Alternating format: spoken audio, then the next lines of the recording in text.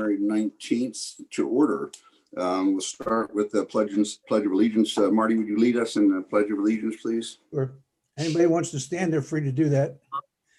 I pledge allegiance to the flag of the United States of America and to the republic for which it stands, one nation, under God, indivisible, with liberty and justice for all. Thank you, Marty. Tonight, the moment of silence, I'm going to switch it up a little bit, and I'm going to ask for a moment of silence for those 24 million U.S. citizens who've been diagnosed with COVID-19 and their caregivers, and to the 400,000 Americans who have lost their lives due to COVID-19 and their grieving friends and families.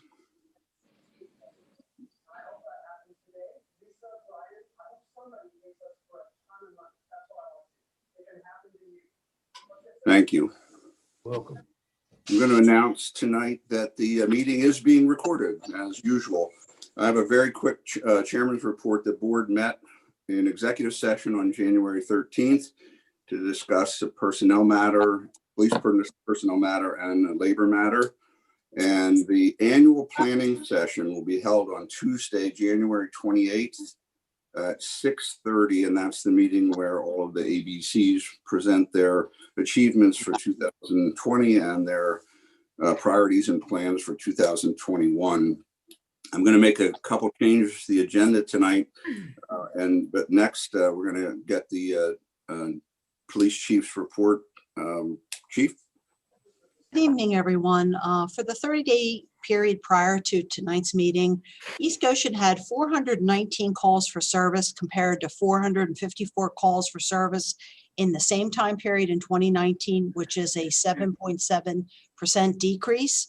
And when you look at the year-to-date calls for service, there were 5,491 compared to 6,278 for the same time period in 2019, a 12.5 decrease. So despite the coronavirus, we're starting to come back and experience similar calls for service. I invite everybody to go to our website and look at the police blotters for the time period of December 7th through January 10th are posted. Rather than going over them in detail, I'd like to hit the highlights. Significant calls. December 7th, a juvenile female reported that she was sexually assaulted by an acquaintance. The investigation is ongoing. On December 10th, officers responded to a report of a verbal dispute between two neighbors in an apartment complex. As a result of our investigation, one subject was charged with terroristic threats, harassment, and disorderly conduct. On the 14th of December, a juvenile female reported that she was sexually assaulted by a former boyfriend. That investigation is ongoing. On December 20th, during the course of conducting a crash investigation, one subject was arrested for assaulting another individual that was at the scene. December 24th, we arrested a subject for assaulting an individual at a residence. And on the 27th, officers responding to a call of an erratic driver, which was being followed by a concerned motorist, stopped the vehicle after confirming that the individual was driving in a manner that indicated impairment.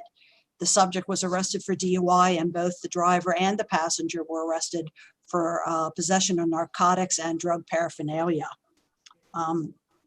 Something that's more current today, we received 3 different phone calls from East Goshen residents because they had heard rumors that there was a series of attempted abductions at the Waterview Apartments. I want to set everybody's mind at ease. That is a false rumor. We only had one incident, and it involved a woman who felt that she was being watched while walking her dog in that complex. So the good news is there are no attempted abductions. The even better news is that we're doing directed patrol so that if there is anything unusual going on in that complex, we're going to be able to hopefully catch the individual who's engaging in that behavior. But the one thing I want to also remind residents is because of our Crime Watch, if you sign up in the event that there was something serious like attempted abductions, you would receive that information in real time. So please sign up for our notifications. The only other thing that's unusual, if you've as the Board of Supervisor receives our monthly reports, we had a higher than usual number of use of force incidents by officers in December. That's obviously related to the stressors that are normally associated with the holiday season, and even more so during a pandemic. The majority of the incidents involved individuals that were undergoing a mental health crisis, and the officers only used force to keep them from hurting themselves more seriously. And that's really all I have. If anybody would like to ask questions. Any questions for the chief? All right, great. Thank you very much, Chief. Thanks for your Thank you, report. Chief. Have a good evening. Mr. everyone. Chairman? Yes, Got John? a question for the chief. Point of order. Point of order, I'm trying to use Robert's rules for Michelle. On your report 5B, Tuesday is the 26th, not the 28th. Oh, yeah. Typo. Typo. I'm sorry, what was that? Under the chairman's report, it says the 5B. annual planning session is going to be held All right. on Tuesday, Yeah, I'm sorry. There's a typo. January 26th instead of the 28th. It wasn't Thank you, Chief. about you, Chief. Oh, I thought he had a question for me, and I'm like, No, I not was a confused. question for you. No. Thank you, Chief. Okay, thank you. I was trying to follow that myself. Yeah. Everybody. Oh, Mike's here. Bye, Chief. Thanks so much. The annual planning session will be on Tuesday, January 26th at 6:30. Thank you, John. In the interest of time, I'm going to amend the agenda. I'm going to move our public hearing up now, and then we can do the EMS and fire report after our public meeting. So with that, this is to consider an ordinance to increase the number of members on the Park and Recreation Committee. What's precipitated this is that we have a wonderful Park and Rec, and we have amazing people that volunteered to be on Park and Rec. And in consultation with staff, the board felt that it would be okay to increase the number. So the minutes or the posting included a copy of the draft resolution. With that, I will turn it over to Kristen. Thank you. So you actually have a chapter in your East Goshen Township Code. It's chapter 52. And based on the second class township code, the board is authorized to create a Park and Recreation Commission. Surprisingly, the second class township code, the section, it's Article 22, but the specific section 2204 specifically says that the members shall be either 5, 7, or 9. So your ordinance today, which is contained in chapter 52, section 52-2 of the East Goshen Code, does allow 9 members. What this ordinance would do would give the Board of Supervisors the ability to appoint 2 more members that will serve as alternates. So it's fairly straightforward. It's one change to adding one sentence to chapter 52-2 of your code. And the sentence being added is the Board of Supervisors may appoint at least 1, but not more than 2 residents of the township to serve as alternate members of the commission. That's the minor change that's being added. Because it's a change to your ordinance, we had to advertise tonight's meeting as a public hearing. So we did that in the Daily Local on January 10th, 2021. We also sent a copy of the ordinance for public inspection to the Law Library and to the Daily Local. So that's the extent of the proposed change. Thank you, Kristen. Any comments or questions from the board? Yes, Mike Lynch, thanks, David. I guess I'm a step behind. I thought that the change in the ordinance was to permit up to 9 members and appointing them as standing members, not as alternates. I guess I missed a cue somewhere. Yeah, we have the existing right now, we have the ability to have 9 on the Park and Rec. So what we're doing is because we had 3 really great candidates, what we're doing is adding, changing the ordinance to add 2, the ability to add up to 2 alternates on the committee. Right, that my point is I don't remember hearing the word alternates when we were discussing this last month. Did I miss something? No, you're right. But when Kristen did the further investigation, we found that the class 2 municipal code only allows us to have 9. So we can't amend to 11. I see. Okay. Thank you. Being late. Any other questions? We'll open it up for public comment. I move that we accept the resolution, accept the adoption of the new resolution, the new amendment. Okay, second. Second. Thank you, Michelle. Mhm. Okay, no public comment, questions? Thank you, Susan. All right, I'll call the question. All those in favor, aye. Aye. Aye. Aye. Opposed, no. Motion carries. Thank you so much. Thank you. Now we'll See you get, guys later. thanks, Chris. Bye. Kara. Good night. Thank Here, you so Karen. much. Thanks, Kristen. Take care. Thanks, Kara. Don't be late. All right, No, I won't. Thank you. Thanks, Kara. we're back on our agenda, and Carmen, you're going to do the Goshen Fire Company and Good Fellowship report. Yes, Mr. Chair. Number one, I'd like to say Happy New Year to everybody, and I hope you have a safe, prosperous 2021.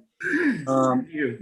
The information I'm going to give is for East Goshen only, and it's just I'm not getting into all the nitty gritty that your reports show, other than a remark at the end. Starting with Goshen Fire Company, December of 2020, we had 32 fire calls with a year-to-date total of 293. You will see them further broken down in reports. EMS in December, we had 175 with a year-to-date total of 1,982. Good year for wine, I think. Fire Police had 16 for the month of December with a year-to-date total of 121. Good Fellowship Club for December, had 63, which is 11.3%. And their year-to-date for East Goshen is 624, and their percentages stay fairly close. So it's 11.26 for the year. When you look at the further reporting, I just would like you to look at one item, and I would be glad to explain why I'm saying this. In our annual summary for Goshen only, our top 10 EMS calls by type. Number one is fall/lift assist of 26.5% of our calls. Yep. This is something that we have been trying to deal with Yep. because we get the calls and have to send the resources to either help somebody get up. Not that we don't want to help them, but my feeling is they should have adequate staff there to be able to do it. But Agree. I would just like at some point, maybe when we can meet in person to go over that with you. My calls for the township, I had no actual fire calls, but if you look at the December 20 of 32 calls, I am now dedicating a good portion of my time to the fire department. So I'm probably in the 95 or 90% percentile of calls. And for those there at East Goshen, I'm at the calls anyway. It just doesn't require investigations, so you don't get an ongoing report. Are there any questions from anybody on the board? On the lift assist, are they the independent and assisted living facilities and not the skilled care facility, or is it all three? It's all three. It's anywhere from Bellingham, Wellington, Pembroke, Arbor Square. But you're getting calls to assist in a skilled nursing facility, in the skilled care facility? Any parts of it. As soon as there is someone that either slips and falls, their staff doesn't feel, I guess, prepared to lift or do whatever. So we get the 911 call, which means we dispatch resources. And I'm not complaining. That's partially why we're here. But it just takes an awful lot of resources for something I would think should be handled in-house, unless you think you might have, broken bone or whatever. My view is with assisted or independent living, they're elderly people living in apartments, just like they are residents village or anyplace else. But in a skilled facility, that's like they're in the hospital, and hospitals don't call us for lift, and skilled facilities shouldn't. If a skilled nursing facility should not be calling us. They have Hoyer lifts. They're trained to do lifting. And so we'll have another conversation about this in the future about how we do this and what our options are. But it's been a issue with me for 3 years, and every time we talk about it, we say we can't do anything about it, and I'm tired of that answer. So. Yep, I agree, David. I think that's something we should look into. I think we probably as a board all agree that this, if we can manage that resource better and better apply it, understanding the comments that Carmen made, we are here to serve. I think it's worth a little bit deeper dig this time and see what we can find out. Yep. And if I may add something, let me repeat, I am not complaining. Yes. Nor do I want to talk about not offering service. Please don't take what I'm saying as wrong. Well, we have the humanitarian aspects of it, but then we have the financial and resource aspect of it. Right. We've got to consider both of those things. So Right. Managing resources, that's all it is we're looking into. Absolutely. great. Carmen, thank you so much for your report. Thanks, And- Carmen. And your Happy good New work Year. as always. Have a nice night. Anybody, if you need me, give me a call. May the bees Thank be you, with Carmen. you. May the peace be with you. Okay. And it wouldn't be at your back. Next, we have our financial report. Chris, you wanna- Thanks, Mr. Chair. Yes, so bottom line is, it looks like we're going to end the year, or we did end the year with a $56,000 surplus. I provided with Management. financial report along with the quarterly reports, which was a nice package of all the information that you probably ever wanted to know about these Goshen financials. But to highlight a few things, the expenses were under budget by $513,000. And that was due to, mainly due to some budget cuts that were made by the board mid-year, and some other minor things.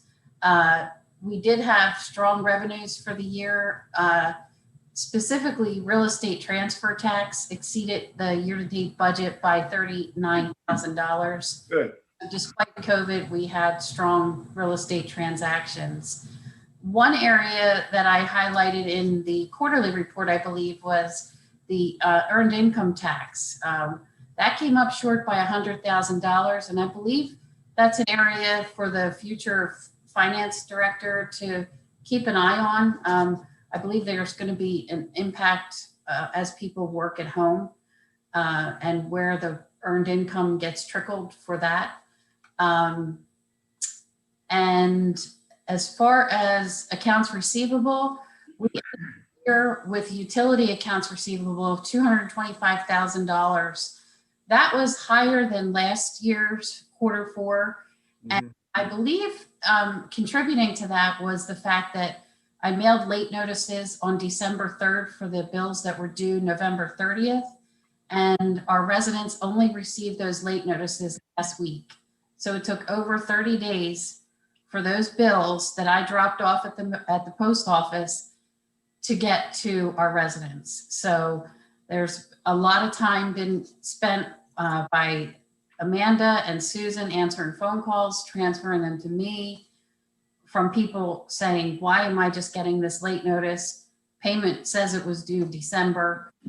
So I think that really contributed to the increase in accounts receivable at year end.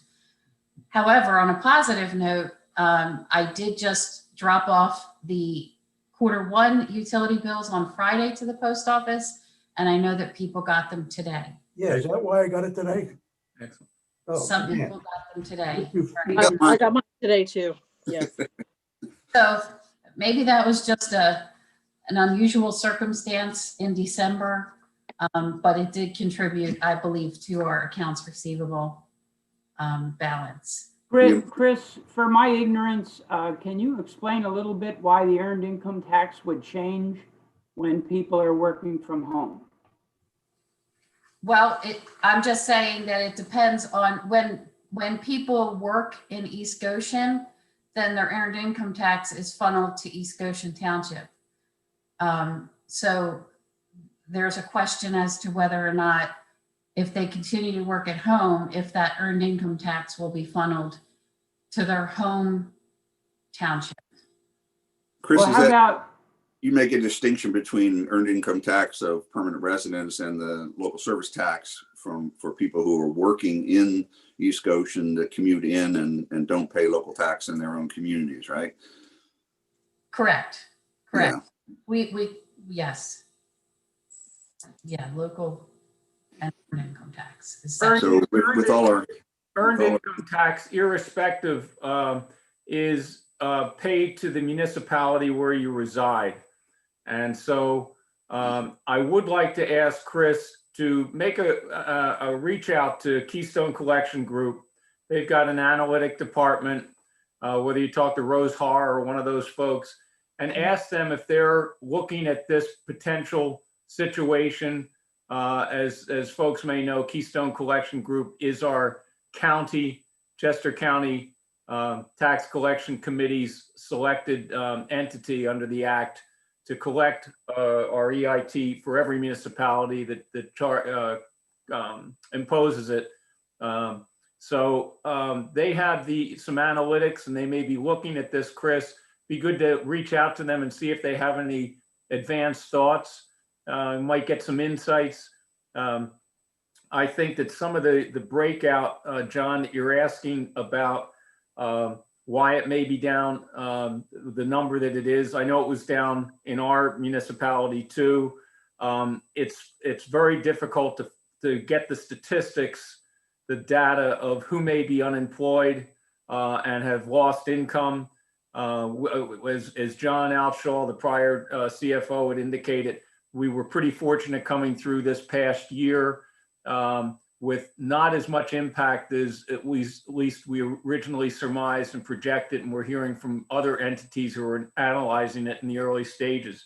But to get some of those breakout statistics, some of them are just not available and they're tough to put together.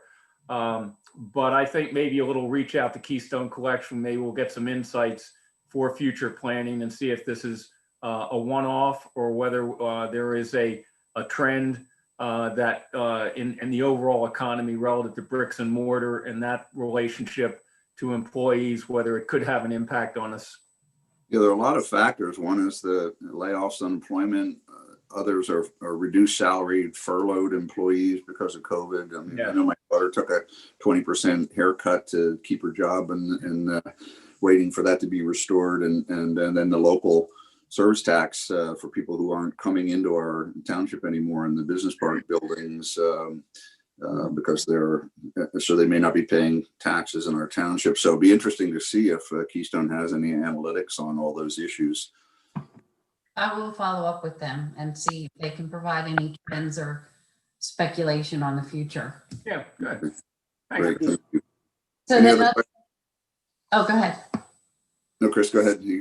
I was just going to say, other than that, we will be having our audit by Malley scheduled for the week of February 1st to the 5th, although they are on call and already asking for the documentation. We have a whole list. Everyone is, all staff is pitching in to gather information and provide the documentation to the auditor. So again, I can't thank the staff enough. Susan and Amanda, Barb and Kelly, they're really, jumping in and helping out. And, I'm trying to handle. Together, you're holding it together beautifully, and they must like you if they're helping you, Chris. So thank you. They are. So they probably won't be in person. We're scanning a lot of things, and they have a portal that I provide them the information. So maybe they'll be in one day during that week, but otherwise everything will be done remote. Okay. And that's all I have. Thanks, Chris. Any other questions for Chris? nope. All right. Thank you very much. We'll move Chris. on to the next, which is approval of the minutes as draft minutes that we have for January 4th, 2021 meeting. Any comments, edits, questions? They seem to be Motion. okay to me. Everything looked good to me. Motion to approve, second. Second. Michelle, thank you. Any comments on the minutes from the public? Susan says no. No, Susan says No, no. sorry, I was muted. No, no, She lost no, her I was voice shaking. by You her couldn't hear my voice. shaking. We saw your shaking. I didn't hear your voice. Eh? Hearing No, none, you're good. I'll call the question. All those in favor, aye. Aye. Aye. Opposed, no. Motion carries. Thank you. And next is the treasurer's report. Chris, you want to, any comments? Anyone have any questions about the, Other than the WeGo payment that we made in January, that's always the highest payment of the year, $420,000 we made there. A couple of insurance payments, obligatory for general fund, the sewer fund. You'll notice some capital expenses for the Paley Pike Trail. It's offset by grants. And we did the year-end transfer for sewer capital reserve for the sewer assets, which is a typical $160,000 plus the cost of any new assets, which was $20,000. We did receive, as I expected, the East Whiteland and West Whiteland Barkway maintenance fee revenue. That was something that was billed in December. We typically get the payment before year end, but not this year. And other than that, the bills as presented. any questions, comments? I have a couple. It may not be necessarily for Chris. And one of the first one I have is a little bit policy related. And when I make these comments, I don't know whether Mark Miller or not, this is not any kind of negative critique on Public Works as to the comments I'm going to make. But I'm interested. We had our first snowstorm, as you know, whatever it was, close to a month ago. And during those, and we haven't had many, and this may play into it a little bit, but we had a number of, if you saw in the disbursements for the various batches, we had up to 12 or so mailboxes that were damaged. The policy question is related to a $25 allowance for the mailboxes.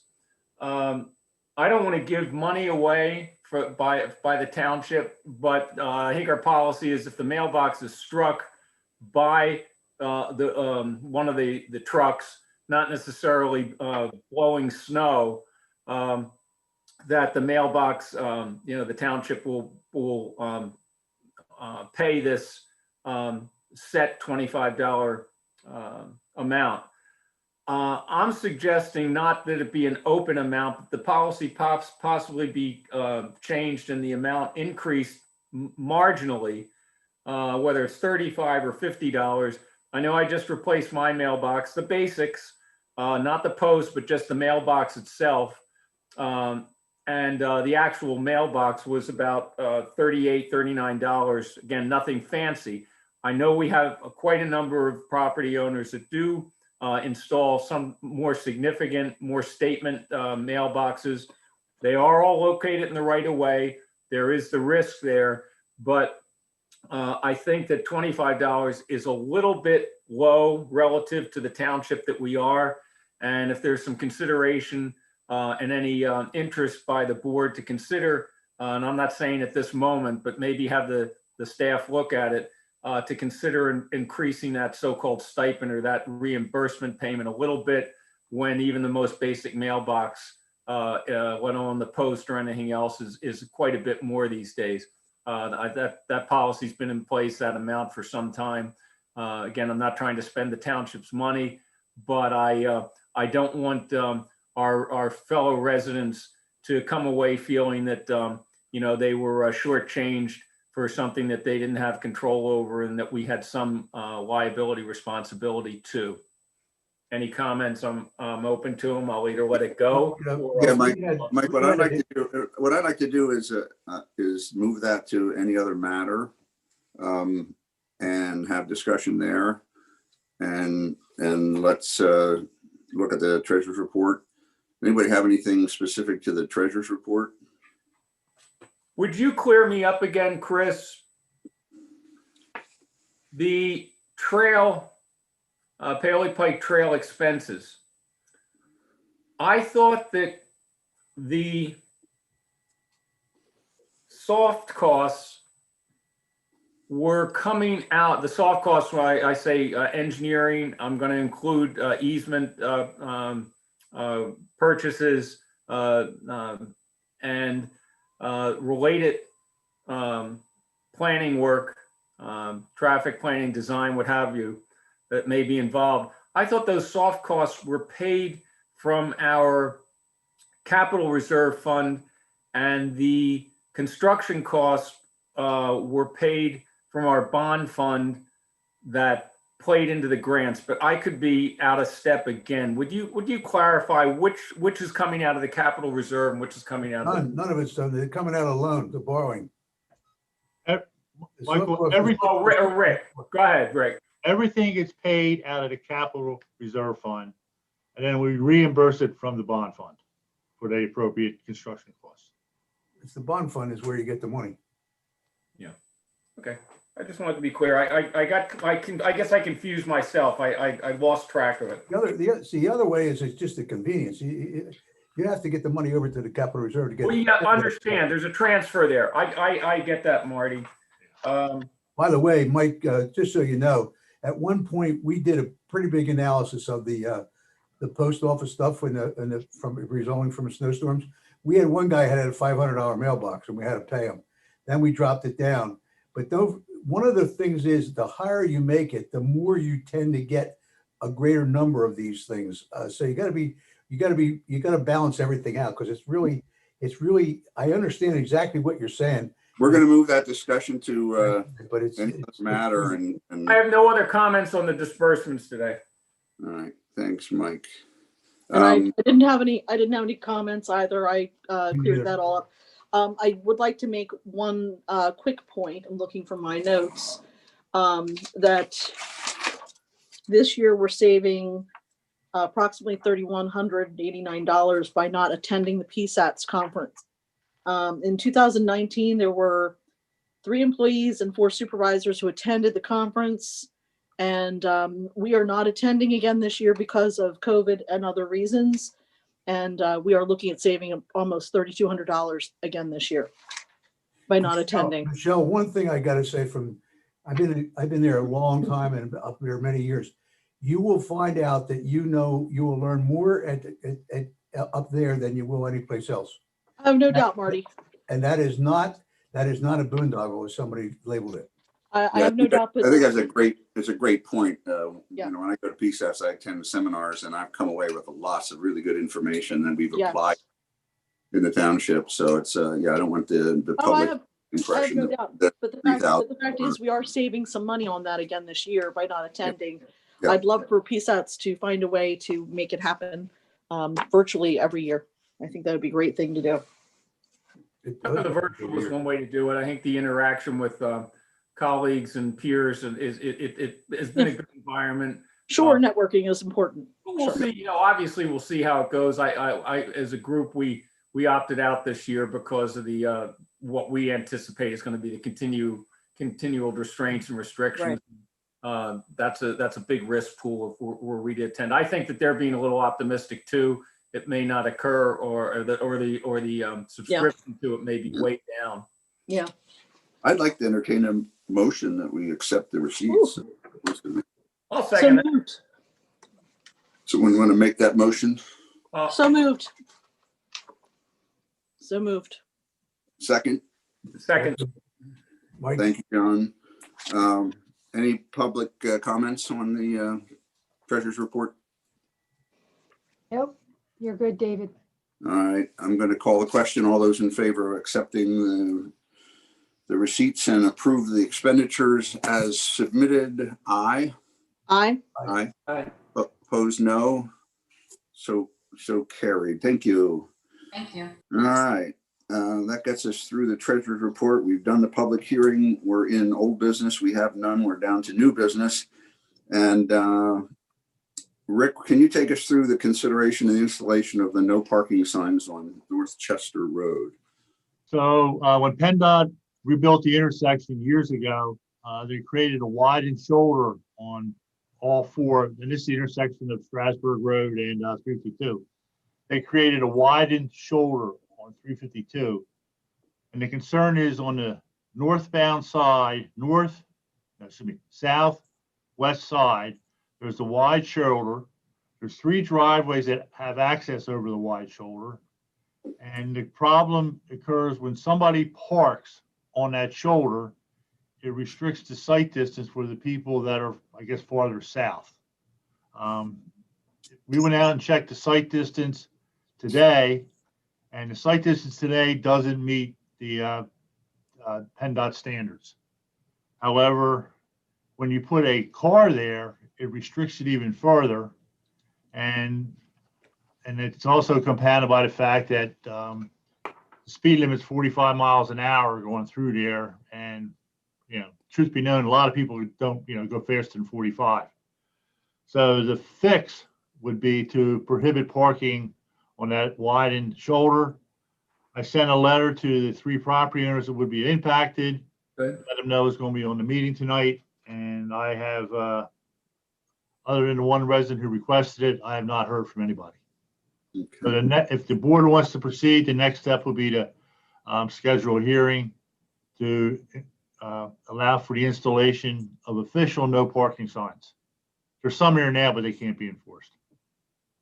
And that public hearing would be to amend our vehicles and traffic code. Yes, we would add it to the schedule for no parking. Yeah, okay. How about the resident that is on, if we hear some comment from he or she, I don't know who it is. Hello? Mike, I would suggest we do it anyway. Yes. Hello? Speed on the road. Beth, can you please state your name?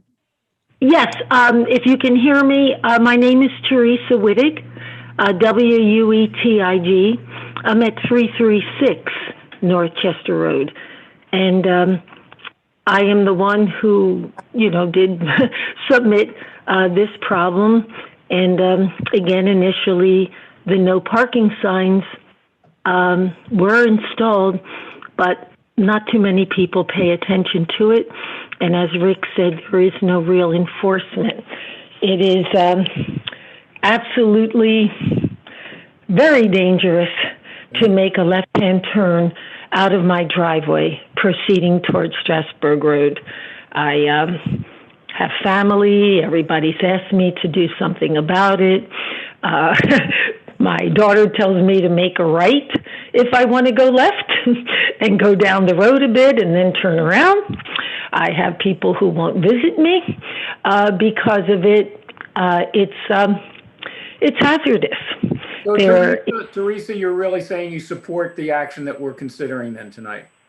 Oh my goodness, yes. It puts teeth into any future signs. That's what I'm asking. All right, well, thank you. And then we'll give it a little discussion amongst the board and see if we move it to a public hearing. Thank you, Teresa. Let me ask a question before you sign off. Yes. Did you say there already were signs there? Yes, but I was told that it would really not be terribly enforceable. So, yes, there are. Who told you that? Well, at the township, I at first had asked Mark Miller, I think, about it. I think it was based on someone would come out, the police, if one of us residents called. But beyond that, I don't believe there was any measure of being able to enforce it, except maybe to give a warning to someone. We'll see. Rick, chime in on this. Can we give a ticket to somebody that's parked in a no parking zone? In order to have a no parking zone, the board has to adopt an ordinance. So Okay, well, who put the signs up there then? I don't know. Okay, so we got to adopt an ordinance and then put more signs up. once we do that, can we give a ticket to a person who Yes. parks there? Yeah, once we have followed the code and adopted, the board has adopted it, the ordinance will take effect 5 days after, and the police can write tickets. John, what I'm understanding is, however the signs got placed there, initially I'm just going to guess, maybe they were placed there initially as a courtesy, but the ordinance was not ever ordained. So in the district justice, if somebody contested it, there's no ordinance in effect, so the ticket would be thrown out. So now that putting it in our vehicle and traffic code section, or section of our code, it will be enforceable. The police, I would presume, would get an update on that, and they would keep an eye on it as part of their regular patrol. And if they see someone parked there, hopefully they would act. Okay, That's my guess. It's a little, I'm surmising a bit. I'm good with that. Yep. So I think we need to do that. Put it on the docket. You Someone need a wanna make motion, Rick, for us to authorize advertisement and any work, or what do you want? If it's a consensus, then we'll schedule a hearing for February 2nd, if at all possible. Do we need a motion for the, If you want, yes. We should be authorizing advertisement of the proposed amendment to the vehicle and traffic code. I'll make that as a motion. Second. I'll second it. Yep. thanks, John. Any public comment other than Teresa? Well, Teresa, thanks you very much. You're welcome. Teresa, Well, thank you for bringing it to our attention. Absolutely. Thank you. Thank you. Just a reminder, members of the public, if you wish to comment, please raise your hand by hitting *9. Okay. We have Christina with a question. On that subject, Yes. Go ahead, Christina. you're muted. There you go. Hi. I would just like to add that it's also dangerous just for motorists going along that road at night. I've driven by there and seen the car parked on the side of the road. And you don't expect to see a car there at night, at dark. And certainly if somebody were going to get into that car, they would be approaching very close to the roadway. So I think it's a danger not only to people who are exiting their driveways, but also to motorists on the road, and also to whoever the owner of that car is, if they were entering or exiting their car. So I think it's good all around to enact this ordinance. Well, Christina, thank you. You've reinforced that we seem like we've made a good decision as a board going forward. Thank you.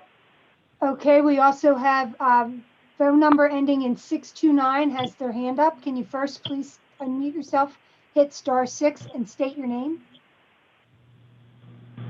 Hey, Susan, it's Russ Frank. Hi, Russ. Hey, And Russ. I wanted to make a comment later on in the program.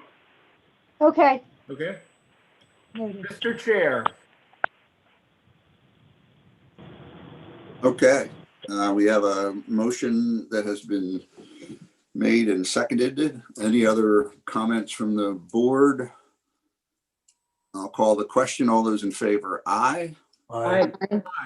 Opposed, no. Motion carries. Thank you. Thank you, Rick. Next item is consider a recommendation from the Futures Committee to conduct a survey of township residents. We've been chatting about this for a little while, and I'll turn the meeting over to Tom. I think wants to give us some information on this. Tom, you have to unmute yourself. There we go. Yeah, I'll just say a few words because I think it's pretty explanatory in the letter that we have on the proposal. But basically, we started out at the beginning of the year trying to set up some neighborhood groups to get feedback on various issues that people are interested in the township doing, and the issues that are most important to residents. And then, of course, the COVID thing shut everything down. And so we started talking about a survey. We looked at Willistown survey, and it was a big survey, and it was a nice survey, but it was going to be expensive and it's going to be fairly time consuming to put in place. So fortunately, I've got some young techies on board. Brandon's representing that group tonight. All right. He's actually in the business of surveying. So he suggested that we could get a really good idea of what residents are thinking about some of the key things impacting the township. And our objectives with this digital survey is to understand the issues that are most important to residents and to understand how residents feel East Goshen is doing on those issues. And our initial proposal here would be to do something fairly simple. We're not going to get real complex, and you guys will all have a chance to weigh in if you think we're not covering enough or we're covering too much. But we'd like to go ahead, get the approval to go ahead and develop that survey in detail and come back to you. Tom, I think it's important to thank Brandon. Oh, Marty's speaking. Go ahead, Marty, you go. Brandon, for those that don't know, Brandon has reached out and committed to do that on his own platform at no cost to the township. So I would suggest that everybody give a thank you to Brandon for doing that, because even though this is a relatively simple exercise, it could lead into the bigger one down the road where you really do ask all the residents, what's important to them, because it's important to know that. I don't think it's very difficult to manage the township without knowing what the residents want you to do or how you're doing on the things that you do. So I would say that this is a good start. It's a great start. What Brandon basically has said a number of times, and I think Brian too, that the cost would be minimal at best. So this would get some information, but not the total information. Yeah, and I think the key piece is doing it all digitally, right? And so my company can do this pro bono. Obviously, the key piece is it all has to be digital. We'll need to use all the different channels that the township has available to us to make residents as aware as possible. And we will we'll have some questions at the beginning of the survey to ensure that we are getting the appropriate demographic representation of the township. So across age groups, different parts of the township, that kind of thing, to ensure that we are not, getting biased data, if that makes sense. Brandon, how can we be sure you're not being hacked by the Chinese and the Russians? John, good question. Not to mention the Venezuelans. Don't forget. Great question. So, the Willis towns, we want to make sure it's just East Goshen that's responding. So it's more contained, but I don't want to have a survey response from a West Goshen resident since they don't live in the town. Right. Containment there, Brendan, if you have a comment on it. Yeah, so there's a couple of things we can do. One is I'm not sure how many people from a township nearby are going to want to spend 10 or 20 minutes to take a survey just to have one vote in influencing, a survey that needs at least probably 1,000 responses. So I'm not sure I'd worry too much about that. Obviously, we'll ask. I think we should be asking which part of the township they live in, whether that's by neighborhood or something else. Yeah. We do have other things that we do to, prevent duplicate responses from people. So someone trying to take the survey more than once, that's a very standard practice that we do in our business every day, using certain like IP addresses and cookies to block people from taking a survey twice. So that's something we can do, as well as building in a few things within the survey itself to ensure that people are giving consistent information. So for example, at the beginning of the survey, you can ask them how long they've lived in the township. Towards the end, you can ask them what year they moved to the township. If there's a drastic inconsistency in those two, then you can look at those responses and decide whether they are worth including in your data set or not. So you might decide to exclude them because they might be more unreliable than other data. So there's certain things we can do like that to help ensure we feel confident in the data that we're getting. In preparing, Tom and Brandon, Brian, in preparing the survey format, and will I presume as a board and perhaps maybe any of the ABCs and as well as the staff get a chance to look at the draft and submit comments or questions back, so we get as much of a robust comment from the, I'll call it the inner circle of the township staff, the elected officials, and our volunteers, to make it as inclusive or as effective as we can. I think that might be worthwhile if a draft could be distributed to that population before it goes live, if you will. What do you think? Yeah, so we can, Oh, go ahead, Tom. What I had in mind was that we'd put together our draft of the survey. We'd send it to the board of supervisors. We'd ask for your improvements, changes, comments. We'd incorporate that. Then what we might want to do is send it out to the ABCs and see what kind of feedback we get from them. That could be an option. It's going to be kind of cumbersome, Mike, I think, to try and incorporate all the feedback from all the different people in the ABCs. I mean, a lot of them they're residents, and they'll be able to participate, in the thing themselves.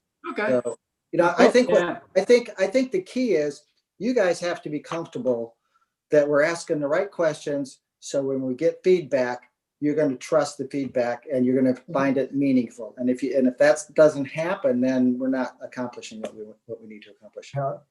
If I could just make a point, we do have all these ABCs, and we have a long-range planning meeting coming up.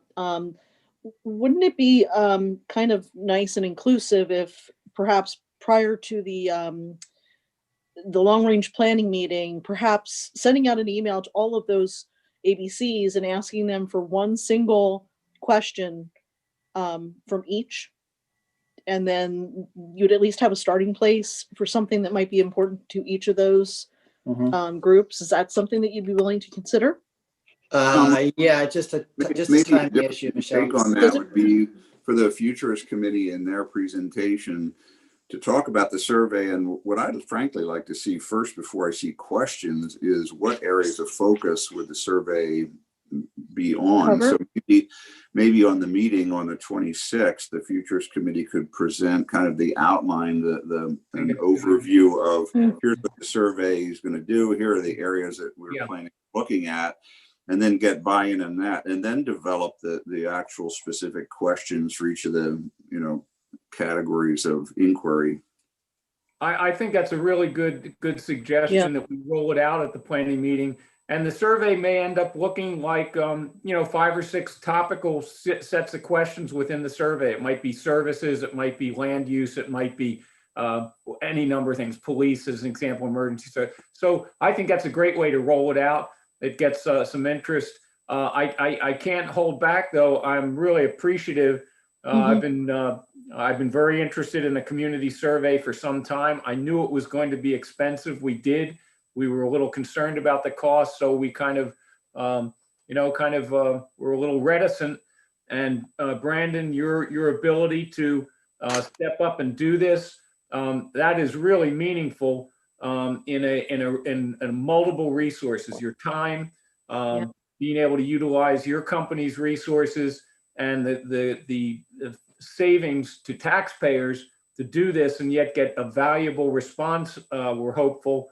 I think it's a wonderful thing. So with the Futures Committee and you serving in that role now, really commendable. I'm very appreciative.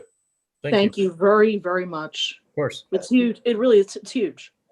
David, I have a question for Brendan. Brandon, to make this thing useful at all, you need a certain percentage of the 18,000 residents. What is that number, and how do you ensure that you can get that? What methodology do you use? I know you're using digital, but how are you using it? I'm really interested in what you think that the return of this kind of a survey would be. This is not a full survey; it's a part survey. So the question becomes: how much are you going to have it valid? Yeah, great question. When we've talked about this previously, I think I think we were kind of landing on at least 500 to 1,000 responses. And again, you want that to be representative of the demographics of the township. So if that's 1,000 responses all from Hershey's Mill, that's not representative of the entire township, right? That's representative of. Right. Right. So yeah, I think How do you get them to respond? well, a spread of those responses, you're not going to know until you see the interest within the different sectors that may be identified of the demographics.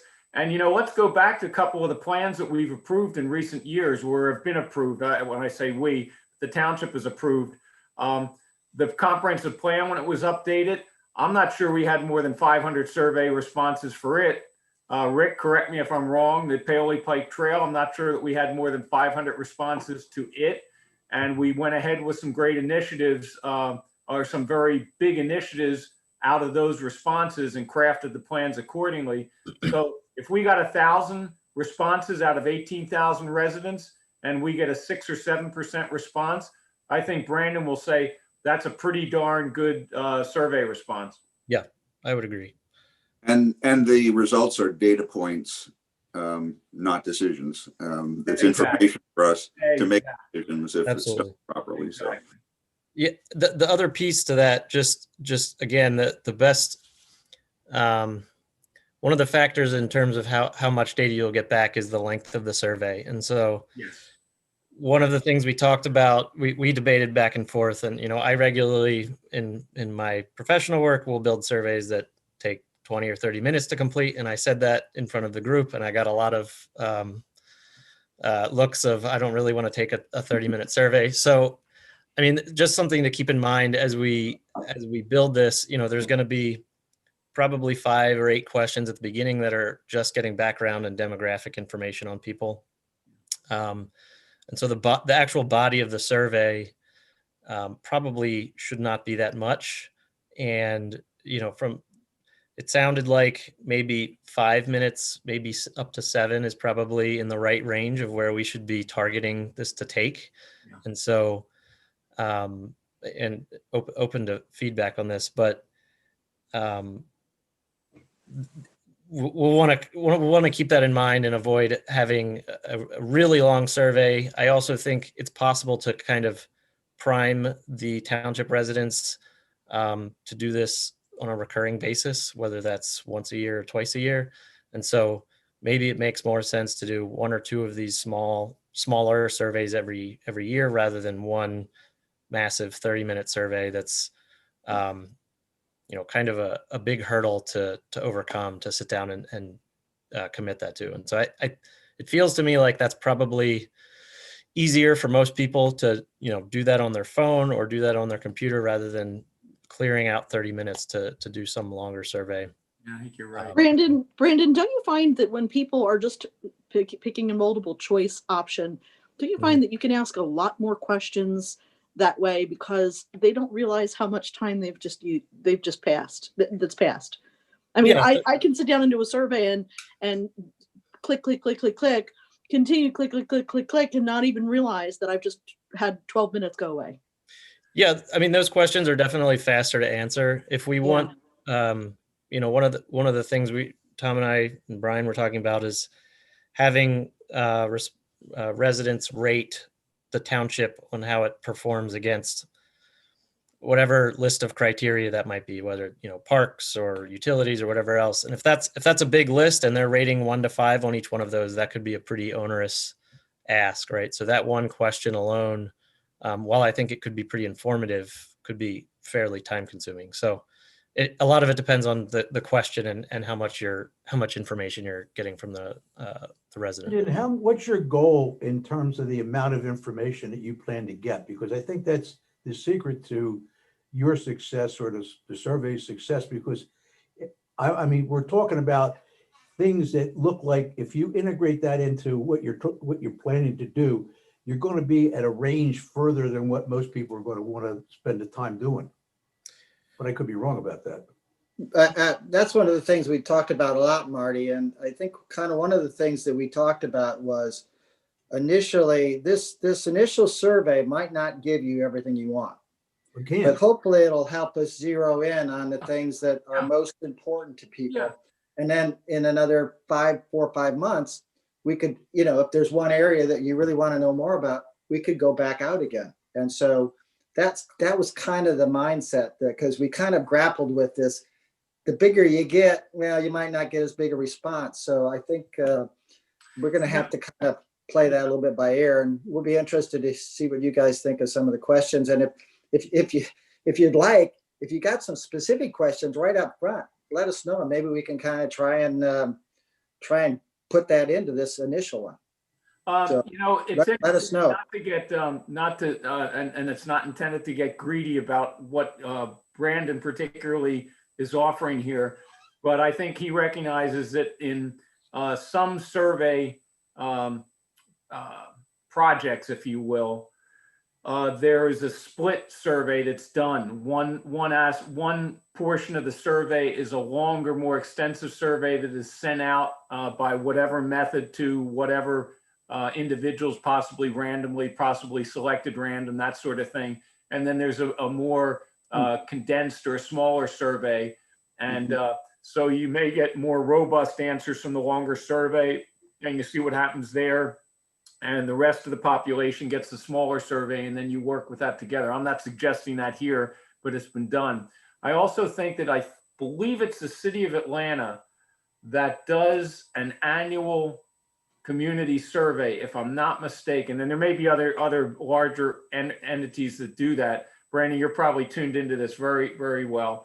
And some of those, there may be those kind of surveys out there that we could get a sampling of some of the questions and the way they ask them. But I'm not going to dig into this too much. My goodness, the Futurist Committee is advancing this. Brandon's got his resources and his professional skills. Let's let them get a start on it. We introduce it at the ABCs, and we go from there. We need a motion on this at all, or can we just? I just say carry on. Yeah, I don't think we just wanted to get your endorsement. We don't need any specific. I was going to say there's no money at this point. Tell us to move ahead, and we just want to make sure it's going to be something you guys were interested in. Right. No money's being spent. No legislation. Easy decision. I would suggest that one of the things that might want to be done, if it's going to dovetail into a sending out of the newsletter, you might want to prime people that this is going to occur at the right time. Yeah, if the timing's there, that'd be great to get at least an advance notice to say, look for this. Township will be looking to do a survey in the weeks or months ahead. We'd really appreciate your input. This is your chance to give input. You don't want to be too far ahead, but you probably want to be one or two cycles ahead. And that way they might be looking for it if they're interested in doing it. Tom, will you present the rollout on the 26th at our ABC meeting, or will that be you, Brandon, or Brian? Well, I'm going to talk about the survey. Yeah. But I wouldn't exactly call it a rollout. Oh, excuse me, not a rollout, but just a briefing on where. Because we got a meeting on Thursday this week, and we'll be starting to roll into this, with some more of the details. But yeah, just introducing it to the ABC plan. Right. Yeah. Okay. Well, very much. I'm not sure they can get this done in a week. You're talking about next week. We're not talking about getting it done. Talking about next Tuesday. I'm just going to talk about it, guys.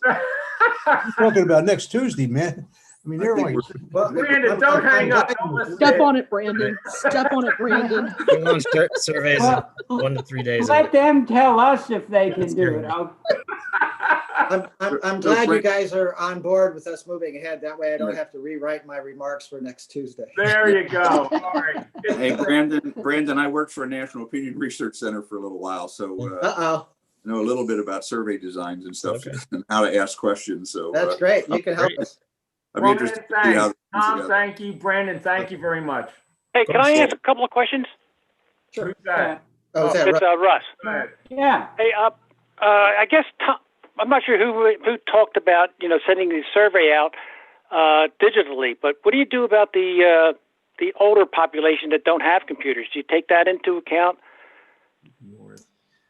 We talked about this quite a bit. I mean, obviously, with budget constraints due to COVID, that's one thing, right? But we also went and looked at statistics on residents who have internet access and things like that. It's actually quite high. It's I think it was around 90% or 80% Okay. or something like that. So there is some concern about those residents. I think it's a pretty small margin of our population here. It's not connected, right? I mean, open to suggestions on ways these could be done. I mean, maybe. Maybe a handful of surveys could be available at the front desk for residents who are engaged and interested, go. but maybe don't want Good to do it via a computer. Yeah. And at least Yes. that way they could just bring it back to the township building or mail it back into the township building. The problem Eventually is, if they don't have a computer, how are they gonna know that the papers are available? Right. I don't know. Because the newsletter itself is digital now as well. Yeah. And if Although I we may do ask, keep I don't paper know. copies in the lobby of the newsletter, so people. Can I may just be give a able- little personal experience? I play golf at Hershey's Mill with a bunch of old guys. And there's only like about 1 out of 100 that aren't on email or the internet. So it's going to be a very small percentage of the population, I think. It is a small percentage. Yeah. if I may ask one last question, then you mentioned about that you don't want to. You have ways of having people not filling out the survey multiple times. Mhm. Now, if in a family, if you have how many people use the same computer? Could be 2, 3, 4, or 5 that have access to the computer and are able to complete the survey. How do you handle that? Yeah, good question. When I was thinking about this, my presumption is that we would ask for 1 response per household. Again, open to suggestions if that doesn't. But make then you sense. really limited the number of people that are going to be participating in the survey. I mean, if you all think that it makes more sense to do it by individual resident, we can do that. I think excluding people under the age of 18 because. Right. That's my thoughts too. But I think everybody that wants to be able to take the survey should have a way to do it out of a family-owned computer. Yeah, in that case, they would need to take it on separate devices or. That can be in the briefing or when it is presented. Advise them that it has to be- Stated. If you have more than 1 member of the household, your household that wants to complete the survey, the way we set it up is that you hopefully will have another device or. Well, but every device in the household is going to share the same IP address, so that's not. I don't know if that's effective. Okay. Right. And come into the township and By, get you a copy. can limit it by age or some other demographics. It's not a problem. It's not a problem in my household because my wife and I agree 100% on everything. Yeah, So- That's right, and I don't think so. she'll tell you what your opinion is. So Christina, David, you're not getting a copy of this, I'll tell you All right right, let's now. move on, folks. Come Yeah, on. let's move All on. right. Let's Thanks, go. Thanks, everyone. Appreciate it. Thank you. Yeah, All right, good thank idea. you, Russ. hey, wait. Christina has a question. Okay. I'll be brief. I just wanted to add a couple of things in there. Since we are a municipality, you do need to make sure that it's ADA accessible. I think this goes back to what Michelle said about having copies available on the desk at the township building, but also in some way publicizing the fact that people that don't have digital access or need alternative methods, that is available. Yeah, well, we'll do our best. Just to be ADA We'll figure that out. But what I'm saying is that it's to be ADA compliant aside from the whole digital access thing. Well, ADA compliant doesn't play into the survey, does it, Rick? Well, you don't want somebody coming and saying, I'm visually impaired and I can't use a computer and this was only offered digitally. Oh, yeah. That's all I'm saying. Let the Futures Committee think about that and how we may work around it. That's Yeah, a Thanks, Mike. Thank you. All right, we're gonna go ahead and move ahead. The next item on our new business. Thanks, Christina. Confirm Jim Benoit as the member at large of the WeGo Regional Police Commission. So can we have some discussion about that? Yeah, David, there's been some discussion about the individual that we're talking about. It seems to me, is he the right person to have that position? I mean, I'm really from afar on this. I have to rely to what people are saying, but it just seems to me that's not the best. To be the representative from the user township, I don't think that's the best person to be the rep. What's the process on this, Rick? I don't know. Or John? Maybe you don't have a choice. I have no idea. Rick, what's the process here? Yeah, my question is, do we and our partners have to pass this, and have our partners already considered it or not? They're considering tonight, but our agreement with Thornbury allows them to, a representative of their township must be a member at large. And they're a voting member on the commission. They are the third member, yes, the third full-fledged member. I'm going to start right off the conversation by saying that in the future, I want to amend that. I don't believe somebody buying services has buy-in to making votes for our decisions on the partners' police department. And I will say right now, I'm not going to vote in favor of confirming this particular suggested appointment. I put that on your calendar for middle of 2023. That's when our contract's up. Well, there's a motion. Is there anybody want to make a motion to confirm this individual? I don't know the guy. The people that know him, I mean, if they don't want to do it, then I'm going to go along with him because I don't have enough knowledge. I mean, my knowledge based on him is Rick, I don't know. Put this on. Who put this on the agenda? Under our contract. Right. It's in the. I know the contract. Okay. What I want to ask you is, what if we don't confirm him? Good question. Because I would assume Westtown will, because they're actually on tonight. But I guess then we'd be in violation of the contract with Thornbury. Do we have a deadline when we have to have a confirmation? The way the agreement works is our agreement with Westtown says that the two of us have to appoint a member at large, and we agree upon it. And there's provision in there for alternates back and forth. When we signed the contract with Thornbury 2 years ago, we gave them the right to select one of their supervisors as a member at large. So Benet will now have been on there this will be, I guess, his third year. He's who his board has designated as the member at large, the same as we designated John as our commissioner. So it's now up to us to, under our agreement, we're supposed to confirm his appointment. We're confirming him, but we're in a confirmation process with that township because they are buying services there at large, whereas our police commissioner happens to be John this year. Nobody else is voting to confirm him in, correct? So, correct. Okay. So, but the member at large needs to be confirmed by both municipalities. Okay. And if it was not part of the Thornbury deal, we would probably pick somebody who lived in West Goshen, West White, or somebody who's clearly non-biased because they break the tie. Okay. Does anyone want to make a motion to confirm tonight, take action on this matter? Who knows him well enough to make that decision? I don't. I don't know him at all. I'm not going to comment. I'm just saying, is there anybody who knows him well enough to make it? Can we table this motion? There's no motion at this point. No motion right now. Well, if you don't, then he won't be at the, he could come to the police commission meeting at the end of the month, but he can't vote. So, okay. It doesn't bother me. But then we're in violation of the agreement with Westtown by Thornbury. I understand.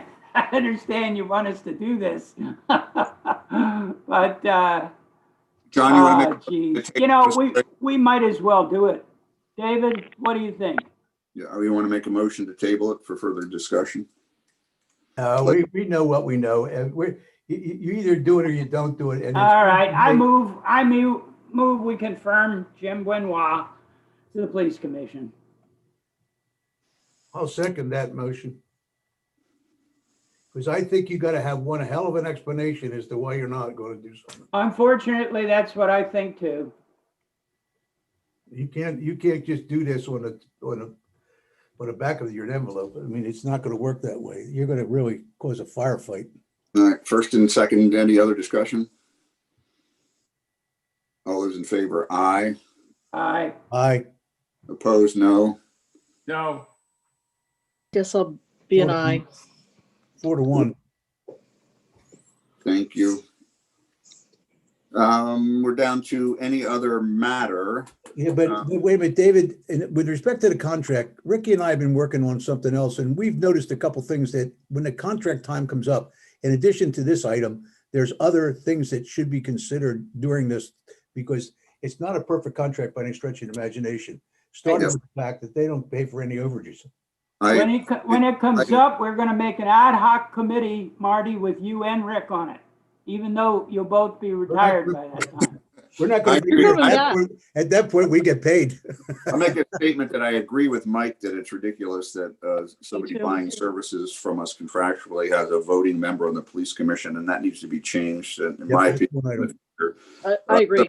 Subject to further discussion or someone just persuading me otherwise. And I would, David, I appreciate your comment there, and I would explain my negative vote, my no vote, for that very reason, that I don't believe someone purchasing services from the entity that owns the should have voting privileges and voting authority. So that is the reason for my negative vote. I agree with you. We have. We all agree with you, Mike, but the only problem is you got a contract that doesn't state that. Well, I get away with the negative vote. You guys did the right thing. You can vote negative anyhow. All right, I'm going to move along. We have a couple other issues under any other matter to discuss. And the first is a stormwater management agreement that came in kind of after the agenda was posted for 409 missing. I move that the chairman had signed those agreements because I'll make a motion to approve that if it, under the recommendation of the township manager is recommended. Okay, Mike's Marty made a motion. Mike, I'll second. I'll consider that a second. Any discussion about that? Any discussion from the public? Mike and I can't make a second. No, you made the motion. Mike made a second. Oh, okay, that's fine. No. Shake your head. No. I'm sorry. I don't have any questions. Okay. Susan's muted. No, I'm muted. I couldn't get it unmuted. Sorry. No, there's no hands up. Okay. I'm going to call the question. All those in favor, aye. Aye. Aye. Aye. Opposed, no. The motion carries. Thank you. Under any other matter, we have two things that we need to kind of clean up things from our annual meeting. One is that, and I'll make the motion. I move that we appoint John Snyder to the full term on the zoning hearing board. We failed to do that. He got accidentally. Apologies to John. He's a very important member of that zoning hearing board. And that we appoint Caroline Hughes to the pipeline task force for the term that expires in 2021 for the year. So those are I second the motion. Thanks, John. Any comments? Nope. All those No, in just favor? just apologies, I think, are in order, though. Yeah, that's just that was Sorry. a clerical oversight. John and Caroline, both important members of our group. So any public comment? Well, Caroline's a different situation than John, right? No, any public comment? No. Okay. Motion. Okay, I'll call the question. All those in favor, aye. Aye. Aye. Opposed, no. Motion carries. Thank you, Fine. John, and thank you, Caroline. Thank you. Let's see. Did I get all the Mike, I deferred the discussion on the mailbox to any other matter because it's moved it out of the treasurer's report. Do we want to have any further discussion on it? Do we want to make a motion? Do we want to make comment? Marty had some good comment. I appreciate what he's saying. I don't know whether it increasing the amount would well. Now, I'm not going to make. How many mailboxes do we pay for, Chris? I'm not going to make any further comment. If we leave the policy where it is, I just think it's a little light, but obviously we'll live with it. We're not having residents call us and telling us that we're cheapskates. So let's let it go. Chris, do you have any data on how many mailboxes we pay for every year? Well, I don't know the exact total off the top of my head, but I know in the last storm it was less than 10 mailboxes. But It's you about get 10 up to $50 or 10 and 75, you'll get more than 10, I can't guarantee it. Yeah, but It's a pretty heavy, wet snow, though. I mean, That was an unusual snowstorm Oh, though. well, Heavy. it's still a function of price, folks. So you're not only going to increase it, but you're going to get more of them. And I would add that if you live on a state road, you're out of luck. Yeah, right. Ricky's out of luck too. That's why he's really mad at this whole thing. I'll let it go. I have no further comment. Okay, thank you. Good. Are there I have two things. So one of the things is because we were kind of rushing things at the beginning, under Chairman's report, if I can just make an amendment that we also met on Friday, January the 15th for a personnel matter in an executive session. There were 5 supervisors and consultant. Yeah, I'm glad you brought that up. I know we talked And about so it. that we have to sunshine that. And I'd also suggest that we have an executive session after this public meeting, if that's possible, for another personnel matter. Yeah, I was going to announce that. So Okay. That sounds good. Thank you. I have it on the paper here. Oh, what do you got, John? It says, suggest that we have an executive session at public Yeah, meeting. there you go. So there we go. I've got the same paper. I suggested it. I just got to it first. We All are. right. We are done? We're at public comment. That's it for other matters, but we have correspondence, We're right? Public comment. Are there any folks in the public that want to comment at this time? Any hangovers? Please raise your hand by hitting *9.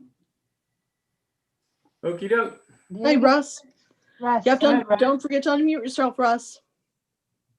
I have 2 really small ones and one other one I'd like to ask. Is there any way that you can post the phone numbers for these meetings on the agenda? And the other thing is, because when you go online today, the agenda is already removed.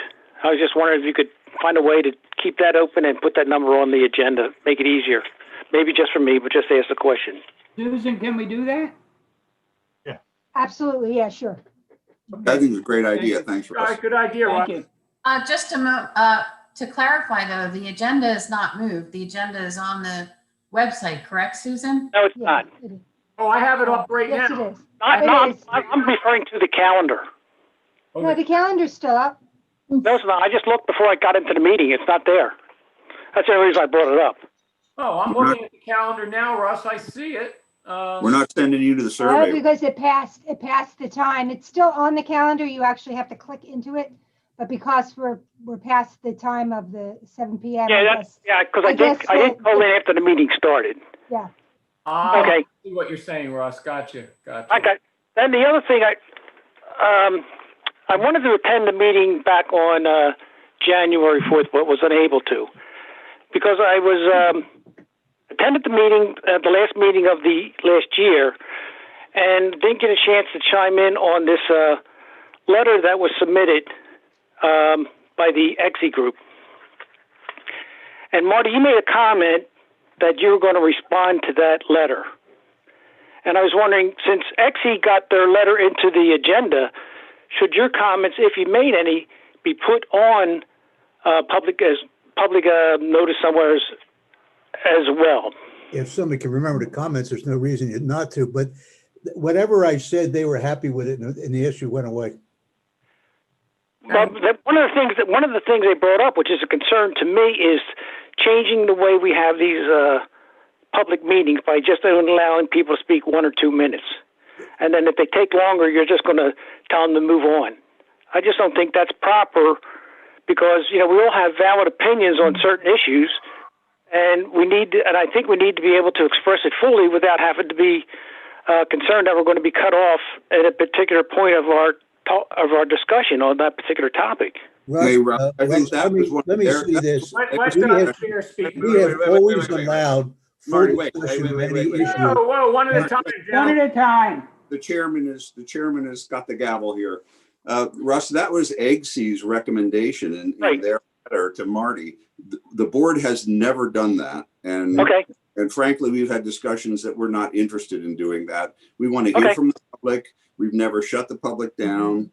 As chair, I have the right to limit conversation, but barring somebody filibustering a meeting, I'm not going to do that. We always want to hear from the public, and we've never done that, and we've never limited it. That wasn't our suggestion. That was Eggsy's suggestion. Yeah, that was the fact that they submitted that letter. And only five people signed it. I was concerned that maybe they're going to start changing because of this letter. That's the reason I'm asking this question. No, they were interested in moving.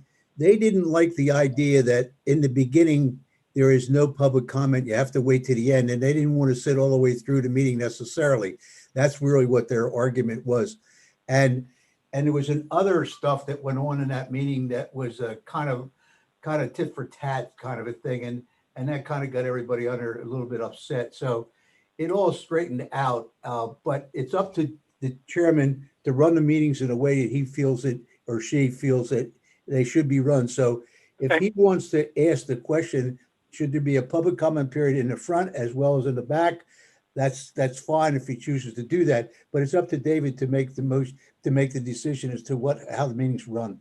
And I agree 100% with that. And I've attended numerous meetings where the public comment was in the beginning, and then we never really got to the real issues that were on the agenda. So I do agree with the way that the meetings are being run now with the public comment going on the end. Yeah, Thank you, Russ. And the other issue is that some of those issues can be remedied because the particular issue we're talking about came out of one of the ABCs and could have been put on the agenda. So instead of waiting to the end of the meeting, it could have been addressed as an agenda item. Right. So there's some other remedies to move that around on the agenda in a proper way. But thank you for your comments. Christina. I appreciate all the time you guys always give me every time I have my question. So thank you very much. Thanks, Russ. Christina, you have a question? Thanks, Russ. Anything? Okay. Christina. All right. You have your hand up, Christina. Now you're muted. Now you're muted, yeah. Now you're unmuted. Oh, sorry about that. I was just going to make a comment that it was nice to hear a jovial mood at the end with everybody laughing, but that moment has kind of passed now. That's okay. You can still laugh. Nice evening. Mike doesn't laugh after 8:30. Chair, I've promised that we will have at least one good laugh per meeting. Ooh, that's a great promise. Even if I have to tell a bad joke, okay? Oh God, don't do that. Are there any more comments or questions or issues that need to come before this august body? Nothing public. Hearing none, I will entertain a motion to adjourn. Motion to adjourn, please. Michelle makes the motion, second by? I second the motion. John, thank you. All those in favor? Are we having an executive session after this, David? Yes, we are, Marty. So hang on. Call the question. Yeah, so wait a second. Susan, we're going to stay on this meeting, or we're calling it? We're staying Yes, on? yeah, we're staying on this. I'm going to make sure everything's. Okay, so question.